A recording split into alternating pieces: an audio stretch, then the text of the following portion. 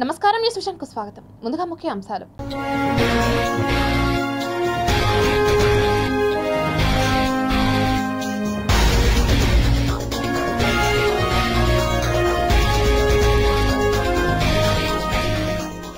చంద్రునిపై landing దిశగా చంద్రయాన్ 4 మొదటి అడుగు.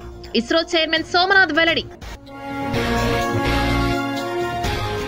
దేశవ్యాప్తంగా రంజాన్ సంబరాలు. హిందూ ముస్లిం భాయ్ భాయ్.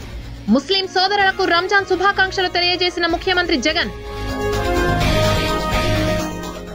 ఘనంగా పూలే 197వ జయంతి వేడుకలు. మహనీయుని స్ఫూర్తిని కొనియాడిన మేధావులు. మండుతున్న టమోటా ధరలు. రైతు కష్టానికి ఫలితం. నేత్రపర్వంగా శ్రీ కోదండరామస్వామి వారి బ్రహ్మోత్సవాలు. సూర్య చంద్రప్రభ వాహనాలపై భక్తులకు దర్శనమిచ్చిన శ్రీరామచంద్రమూర్తి. ఆపదలో ఆదుకునే భూమన కుటుంబానికి వెల్లువెత్తుతున్న ప్రజాదరణ. ఎన్నికల ప్రచారంలో విశేష స్పందన. శ్రీనివాస సేతుపై ట్రాఫిక్ ఉల్లంఘనలు పట్టించుకోని పోలీసులు.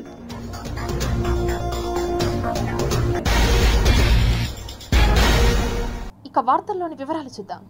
ఎన్నికల ప్రచారంలో భాగంగా వైసీపీ అధినేత ముఖ్యమంత్రి వైఎస్ జగన్ చేపట్టిన మేమంతా సిద్ధం బస్సు యాత్రకు మళ్లీ బ్రేక్ పడింది. ఈ రోజు ముస్లింలు రంజాన్ జరుపుకుంటున్న సందర్భంగా మరోసారి బ్రేక్ ఇచ్చారు. ఇక నేడు రంజాన్ కారణంగా సీఎం జగన్ మేమంతా సిద్ధం బస్సు యాత్రకు బ్రేక్ పడడంతో నేడు ఉమ్మడి గుంటూరు జిల్లా నేతలతో భేటీ అయ్యారు వైసీపీ అధినేత. ఈ ఎన్నికల్లో అనుసరించాల్సిన ఎన్నికల ప్రచార వ్యూహాలపై పార్టీ నేతలకు దిశానిర్దేశం చేశారు.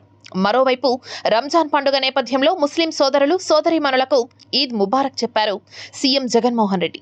అల్లా దీవెనలతో రాష్ట్ర ప్రజలకు సకల శుభాలు కలగాలని కోరుకుంటున్నట్లు పేర్కొన్నారు.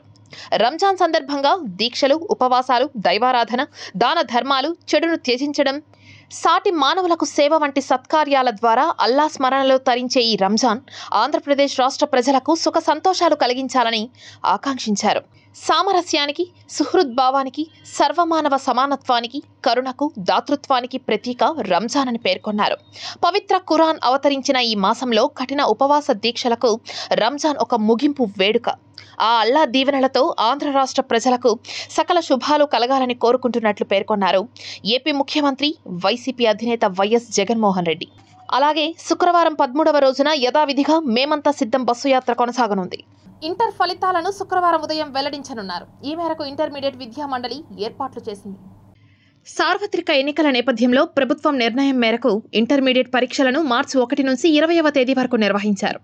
ఇంటర్మీడియట్ మొదటి, ద్వితీయ సంవత్సరం కలిపి మొత్తం 9,99,698 మంది విద్యార్థులు పరీక్షలు రాయగా జవాబు పత్రాల మూల్యాంకనం ఏప్రిల్ 4వ తేదీకి పూర్తి చేశారు. దీంతో శుక్రవారం ఉదయం 11 గంటలకు ఇంటర్ మొదటి, 2వ సంవత్సరం ఫలితాలను వెల్లడిస్తున్నట్లు ఇంటర్ బోర్డు తెలిపింది. శ్రీ కోదండరామస్వామి వారి వార్షిక బ్రహ్మోత్సవాలు అత్యంత వైభవంగా జరుగుతున్నాయి. తిరుపతి శ్రీ కోదండరామస్వామి వారి వార్షిక బ్రహ్మోత్సవాల్లో భాగంగా 7వ రోజు గురువారం ఉదయం 8 గంటలకు స్వామివారు సూర్యప్రభ వాహనంపై దేదీప్యమానంగా ప్రకాశించారు. ఆలయ 4 మాడవీధుల్లో వాహన సేవ వైభవంగా జరిగింది. భక్తులు అడుగడుగునా కర్పూర హారతులు సమర్పించి స్వామివారిని దర్శించుకున్నారు. సూర్యుడు తేజోనిధి, సకల రోగ నివారకుడు, ప్రకృతికి చైతన్య ప్రదాత. వర్షాలు, వాటి వల్ల పెరిగే సస్యాలు, చంద్రుడు, అతని వల్ల పెరిగే ఔషధాలు మొదలైనవన్నీ సూర్యతేజం వల్లనే వెలుగొందుతున్నాయి. అనంతరం ఉదయం 10:30 నుండి 11:30 వరకు శ్రీ సీతాలక్ష్మణ సమేత శ్రీరామచంద్రమూర్తి ఉత్సవర్లకు స్నపన తిరుమంజనం వేడుకగా నిర్వహించారు. ఇందులో పాలు, పెరుగు, తేనె, కొబ్బరి నీళ్లు, పసుపు, చందనంలతో అభిషేకం చేశారు. వాహన సేవలో తిరుమల పెద్దజీయర్, చిన్నజీయర్ స్వాములు, ఆలయ deputy EO Nagaratna, AEO Parthasarathi, superintendent Somasekhar, కంకణ భట్టార్, సీతారామాచార్యులు, టెంపుల్ ఇన్స్పెక్టర్లు చలపతి, సురేష్, విశేష సంఖ్యలో భక్తులు పాల్గొన్నారు.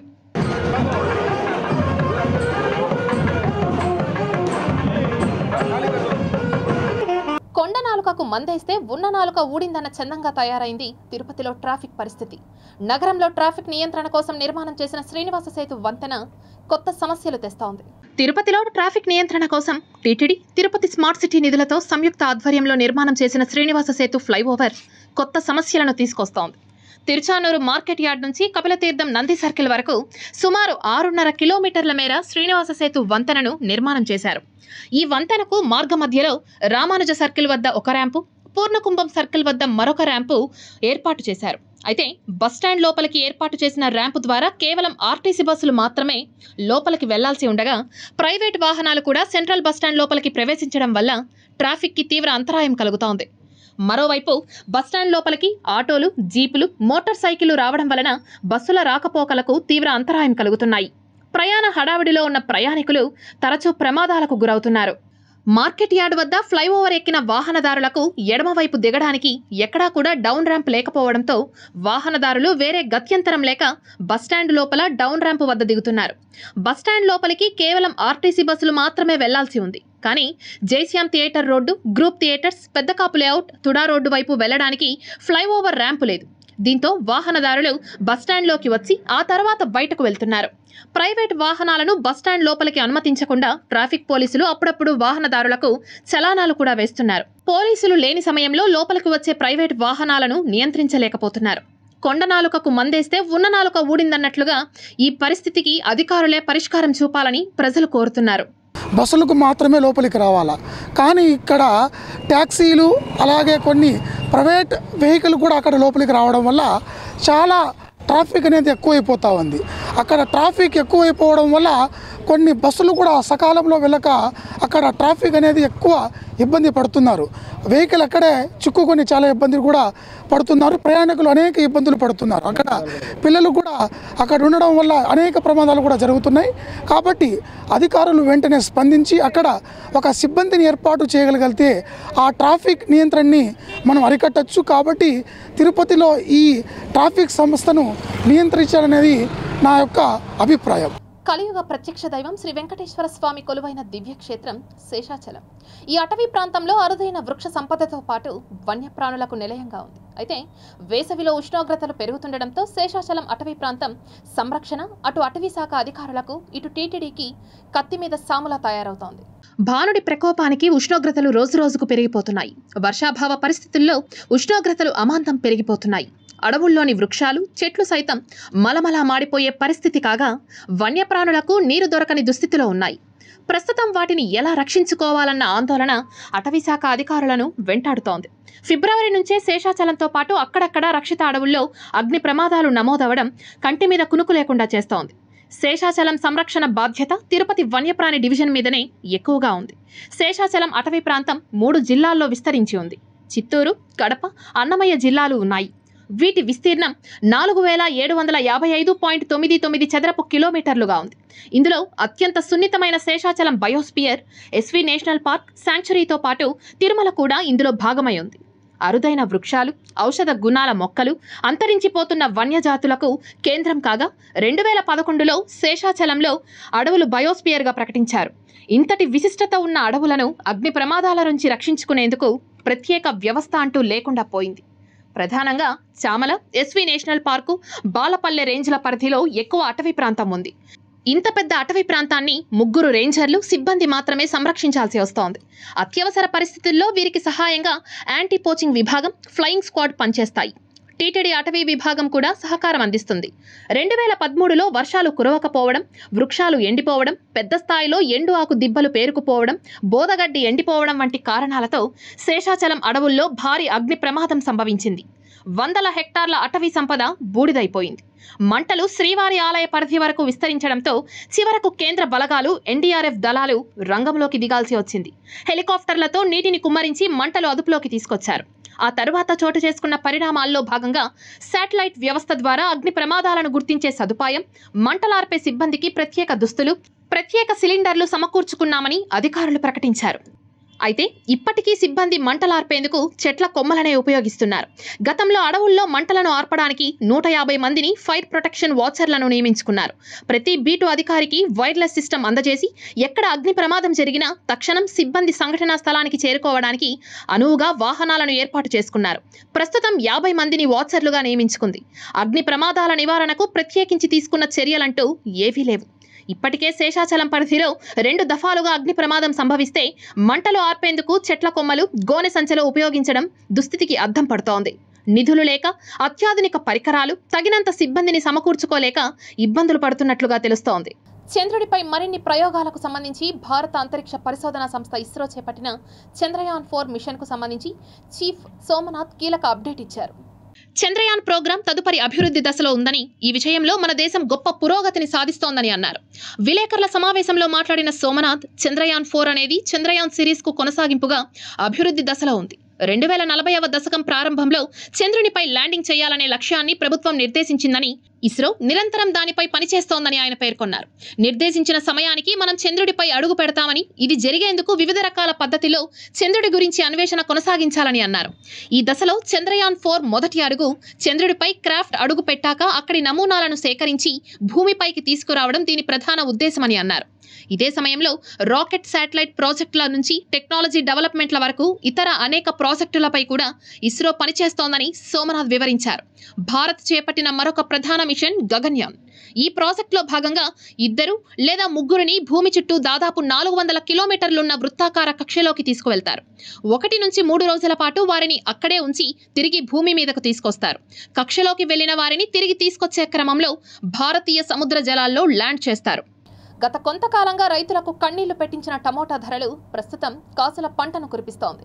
గిట్టుబాటు కాక పంటను తొలగించి వేరే పంట వేసుకోవాలనుకుంటున్న టమోటా రైతులకు ఆశలు చిగురించేలా చేస్తోంది. గత కొద్ది రోజులుగా టమోటా ధరలు పెరుగుతున్నాయి. దీంతో మదనపల్లి టమోటా మార్కెట్ కోలాహలంగా ఉంది. అమ్మకందారులు, కొనుగోలుదారులతో మార్కెట్ కిక్కిరిసిపోయింది. ఇదిలా ఉండగా నిన్న మొన్నటి వరకు కిలో 10-15 రూపాయలుగా ఉన్న టమోటా ధర ఒక్కసారిగా 40 రూపాయలకు చేరుకోవడంతో అన్నదాతలు హర్షం వ్యక్తం చేస్తున్నారు. పండగ వేళ టమోటాకు మరింత డిమాండ్ పెరిగింది. టమోటా ధరలు పెరగడంతో అష్టకష్టాలు పడి ట్యాంకర్ల ద్వారా టమోటా సాగు చేసిన రైతులకు కొద్దో గొప్ప సంతోషాన్ని మిగులుస్తోంది. పెట్టుబడి పోను తమ కష్టానికి ఫలితం మిగులుతుండడంతో రైతులు ఆనందం వ్యక్తం చేస్తున్నారు. ఈ రోజు రేటు 60 రూపాయలు అయింది. నిన్న చూస్తే 80 రూపాయలుగా ఉంది. 2 రోజుల క్రితం చూస్తే 45-50గా ఉంది. రైతులకు పెట్టుబడి ఎక్కువ, కానీ ఈ రేట్లు పోతే రైతు చాలా నష్టపోతాడు. ప్రభుత్వాలు చదువు తీసుకొని కొంచెం రైతులు ఆదుకుంటే చాలా మంచిది.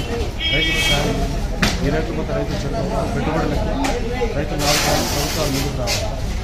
తిరుపతి నగరాన్ని అభివృద్ధి చేసిన భూమన అభినయకే ఓట్లు వేసి ఎమ్మెల్యేగా గెలిపించుకుంటామని ముక్త కంఠంతో ప్రకటిస్తున్నారు ప్రజలు. ఆపదలో ఆదుకునే భూమన కుటుంబానికే తమ మద్దతు అని అంటున్నారు. ఎన్నికల ప్రచారంలో TTD chairman Tirupati MLA Bhumana Karunakar రెడ్డికి అపూర్వ జనాదరణ లభిస్తోంది.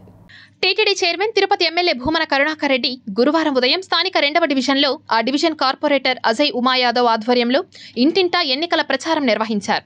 ఇంటింటికి కరపత్రాలు అందజేస్తూ ఫ్యాన్ గుర్తుకే ఓటు వేయాలని అభ్యర్థించారు. ఈ సందర్భంగా స్థానికుల నుంచి అపూర్వ జనాదరణ లభించింది. భూమన కరుణాకర్ రెడ్డిపై పూలు కురిపిస్తూ హారతులు పడుతూ తమ అభిమానాన్ని చాటుకున్నారు.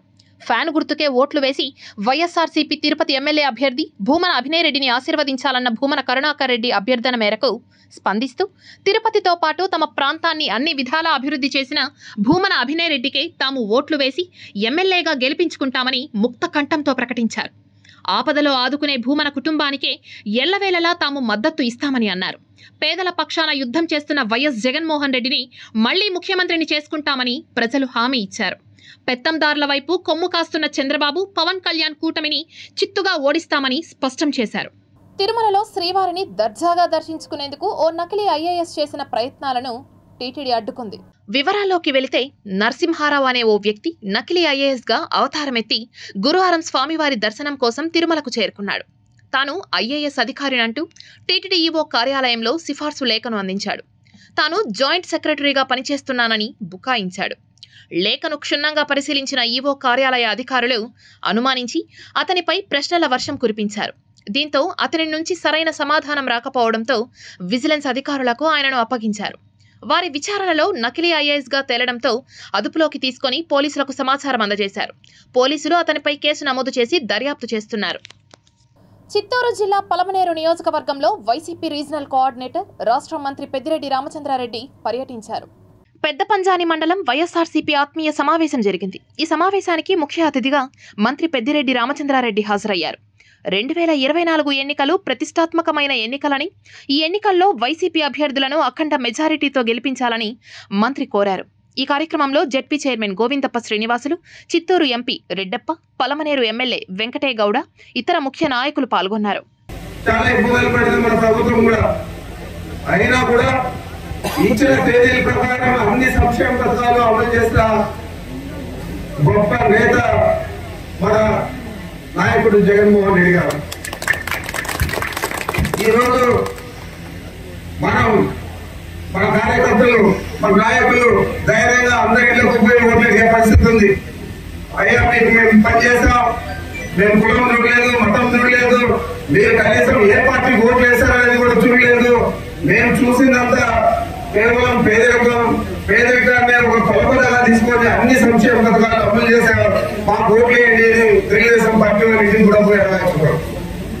ఆ పరిస్థితి తెలుగుదేశం పార్టీ వారికి లేదు. మరి ఈరోజు మనం అందరం కూడా వెన్నుదన్నుగా జగన్మోహన్ రెడ్డి గారికి నిలవాలా, నిలిచి రాబోయే 5 సంవత్సరాల్లో ఇంకా పెద్ద ఎత్తున సంక్షేమ పథకాలు కానీ అభివృద్ధి కార్యక్రమాలు కానీ పూర్తి స్థాయిలో చేయడానికి వెంకయ్యకు మన ఎంపీ రెడ్డప్ప గారికి పూర్తి సహకారం ప్రభుత్వం ఇస్తుంది, ముఖ్యమంత్రి గారు ఇస్తారు. మరి జిల్లా స్థాయిలో నేను కూడా వారికి పూర్తిగా మద్దతుగా నిలుస్తానని కూడా మీకు మనవి చేస్తా ఉన్నాను. మరి మీ శాసనసభ్యుడైతే ప్రతి గడప గడపకు కూడా 2 పర్యాయాలు తిరిగాడు. చిన్న చిన్న వేదన ఉండొచ్చు, కానీ ఈరోజు పరిస్థితి మనం ఆలోచన చేయాలి. ఈ విధంగానే నేను తిరిగి 2014లో మన అమర్నారాయణ గారిని గెలిపించాం. ఆ సమావేశాల్లో కూడా చెప్పారు ముఖ్యమంత్రి గారు, అలా మంత్రిని చేద్దాం లేదా ఇద్దరుంటే ఏముంది అని చెప్తే మంత్రిని కూడా చేస్తాము, అమర్నారాయణ గెలిపేయండి. మహాత్మా జ్యోతిరావు పూలే భారతదేశానికి చెందిన 19వ శతాబ్దపు ప్రముఖ సంఘ సంస్కర్త అని, గొప్ప దార్శనికుడని పలువురు ప్రముఖులు కొనియాడారు.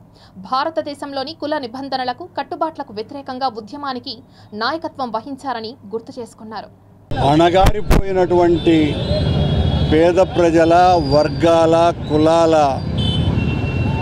కరదీపికగా అట్టడుగు వర్గాల వాళ్ళ జీవితాలను బాగు చేయాలా,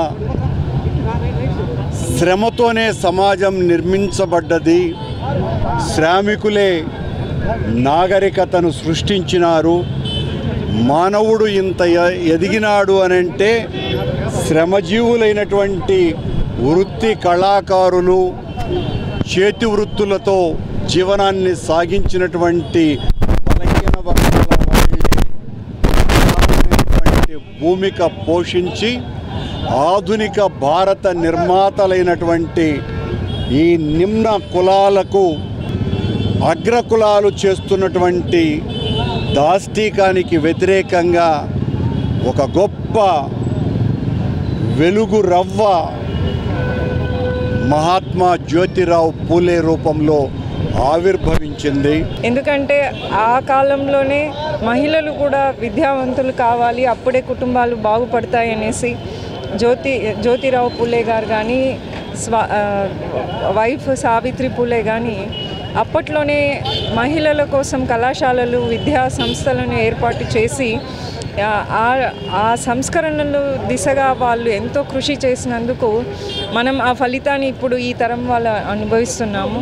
సో అటువంటి ఆదర్శ దంపతులను మనం ఎల్లప్పుడూ కూడా వాళ్ళ జీవితం నుంచి మనం ఏదో ఒకటి నేర్చుకొని మనం కూడా మన జీవితంలో వాటి ఆ ఆదర్శమైన ఆలోచనలను మనం కూడా ఎప్పుడు పాటిస్తూ ఉంటే ఖచ్చితంగా బాగుంటుంది. జ్యోతిరావు పూలే గారు స్త్రీలకు విద్య అవసరము, అప్పుడే మన దేశ అభివృద్ధి చెందుతుంది అనే నిదానంతోనే అప్పట్లోనే వాళ్ళ సతీమణికి విద్య నేర్పి తొలి ఉపాధ్యాయునురాలుగా చేసి అందరికీ స్త్రీలకు విద్య నేర్పిన మహానుభావుడు జ్యోతిరావు పూలే గారు.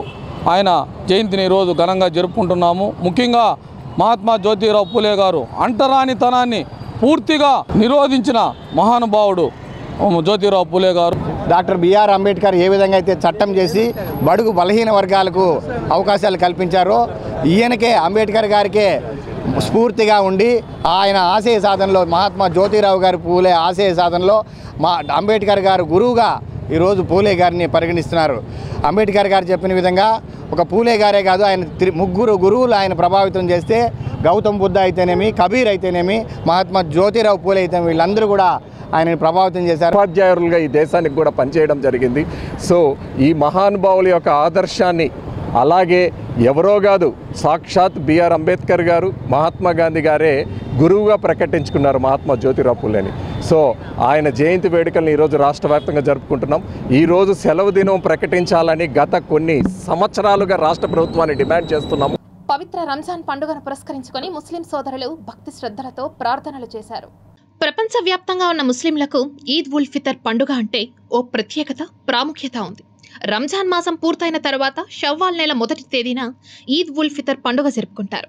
దీన్నే రంజాన్ అని కూడా పిలుస్తారు. 30 రోజుల రంజాన్ ఉపవాసాలు పూర్తయ్యాయి. సహరీ, ఇఫ్తార్ల ద్వారా సహనశీలత, కృతజ్ఞతాభావం అలవడ్డాయి. ఖురాన్ పారాయణం, తరవీహ్ నమాజుల ఆత్మకు నెమ్మదిచ్చాయి. మండే ఎండల్లో రోజాలో ఉంటూ ఆకలిని తట్టుకునే సహనం అలవడింది. ఓ అల్లా, ఇదంతా నీ కృపా కటాక్షాలతోనే సాధ్యమైంది. ఓ అల్లా, నీకు వేల శుక్రియా అంటూ అల్లాహు అక్బర్, అల్లాహు అక్బర్ నినాదాన్ని బిగ్గరగా పఠించడంతో ఈద్గా మైదానం పిక్కటిల్లాయి. ఒకరిని ఒకరు ఆప్యాయంగా పలకరిస్తూ పండుగ శుభాకాంక్షలు తెలిపారు. వీరికి వివిధ పార్టీలకు చెందిన రాజకీయ ప్రముఖులు రంజాన్ శుభాకాంక్షలు తెలియజేస్తూ ప్రార్థనల్లో పాల్గొన్నారు. పవిత్ర రంజాన్ మాసం సందర్భంగా ఈరోజు రంజాన్ పండుగను జరుపుకుంటున్నటువంటి ముస్లిం సోదరులందరికీ కూడా రంజాన్ శుభాకాంక్షలు తెలియజేస్తాం. కోడ్ ఉన్నందువలన మున్సిపల్ కార్పొరేషన్ వారు ఈ సౌకర్యాలు చేయడానికి ముందుకు రాలేదు.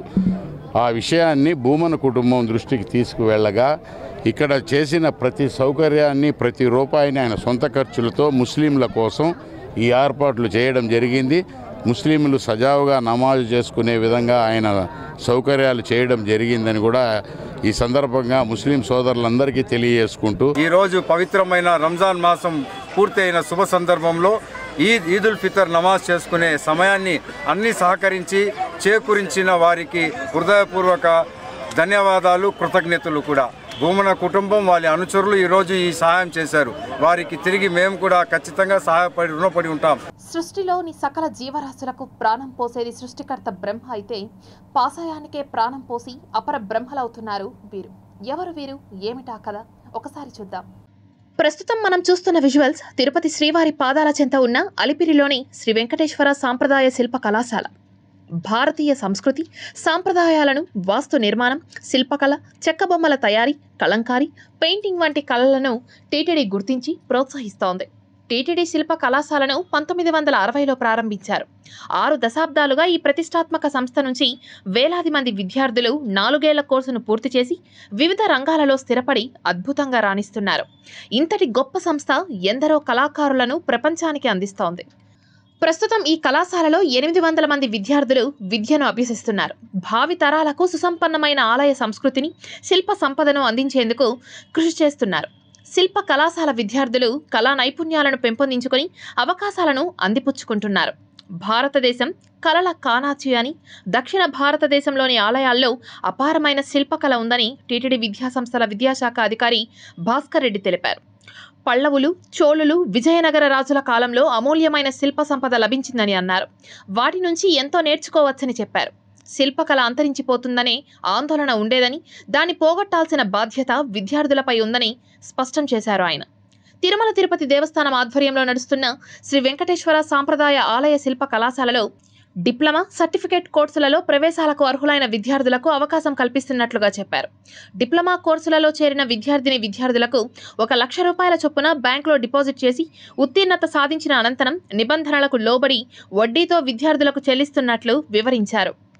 Metal sculpture, wood sculpture, stone sculpture మరియు సుదాయ్ స్కల్చర్.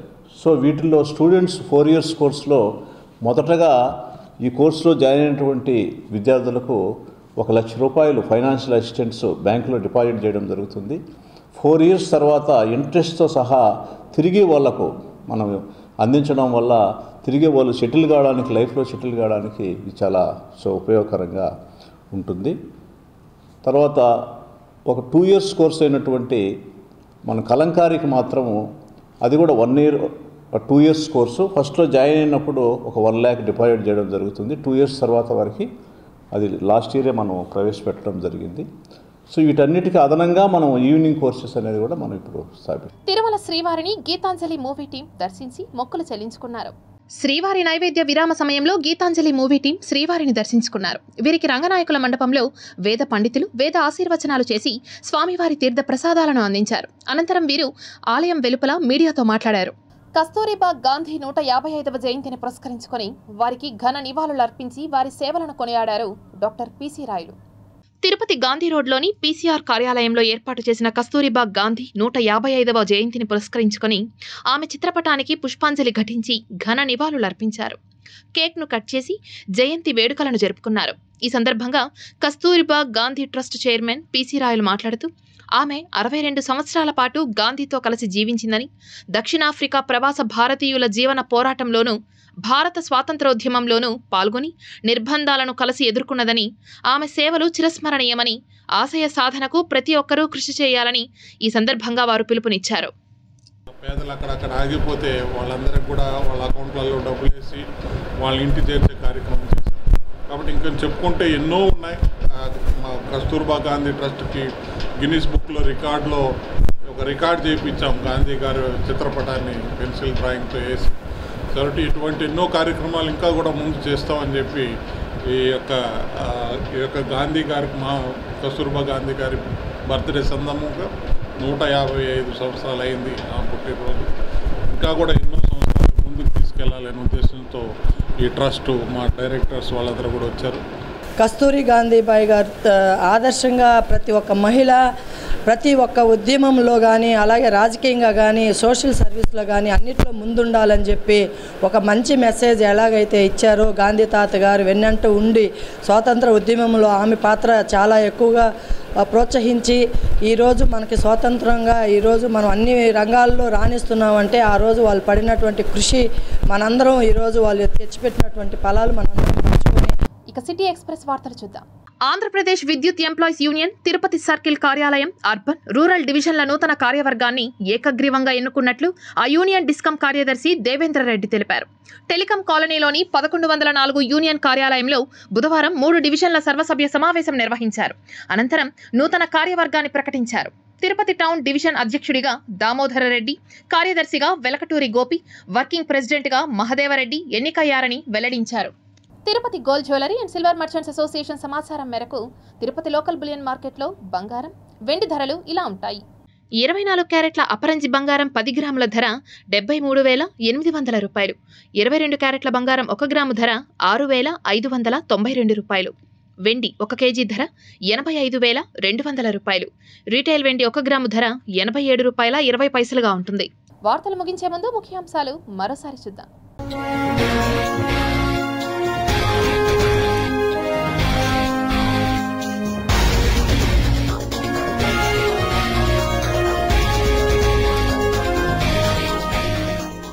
చంద్రునిపై ల్యాండింగ్ దిశగా చంద్రయాన్ 4 మొదటి అడుగు. ఇస్రో చైర్మన్ సోమనాథ్ వెల్లడి. దేశవ్యాప్తంగా రంజాన్ సంబరాలు. హిందూ ముస్లిం భాయ్ భాయ్. ముస్లిం సోదరులకు రంజాన్ శుభాకాంక్షలు తెలియజేసిన ముఖ్యమంత్రి జగన్. ఘనంగా పూలే 197వ జయంతి వేడుకలు. మహనీయుని స్ఫూర్తిని కొనియాడిన మేధావులు. మండుతున్న టమోటా ధరలు. రైతు కష్టానికి ఫలితం. నేత్రపర్వంగా శ్రీ కోదండరామస్వామి వారి బ్రహ్మోత్సవాలు. సూర్య చంద్రప్రభ వాహనాలపై భక్తులకు దర్శనమిచ్చిన శ్రీరామచంద్రమూర్తి. ఆపదలో ఆదుకునే భూమన కుటుంబానికి వెల్లువెత్తుతున్న ప్రజాదరణ. ఎన్నికల ప్రచారంలో విశేష స్పందన. శ్రీనివాస సేతుపై ట్రాఫిక్ ఉల్లంఘనలు పట్టించుకోని పోలీసులు.